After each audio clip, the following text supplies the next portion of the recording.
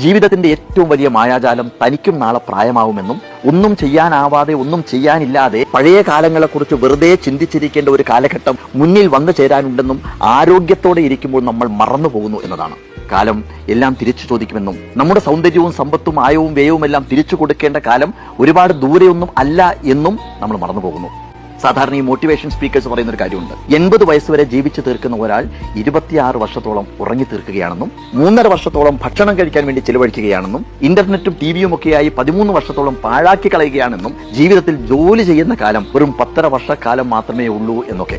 ജീവിതം ഒരു ഞാണിന്മേൽ കളി പോലെയാണ്. എങ്ങനെയാണ് താഴെ വീഴാതെ സമനില കൈവരിക്കേണ്ടത് എന്നറിയുന്നതിനെയാണ് ജീവിതത്തിന്റെ കല എന്ന് പറയുന്നത്. നദി കടലിലേക്ക് ഒഴുകുന്നത് പോലെ ഒരിക്കൽ ഒഴുകി തുടങ്ങിയാൽ നമ്മുടെ ജീവിതത്തിന് കടലിൽ എത്തിച്ചേർന്നേ പറ്റൂ.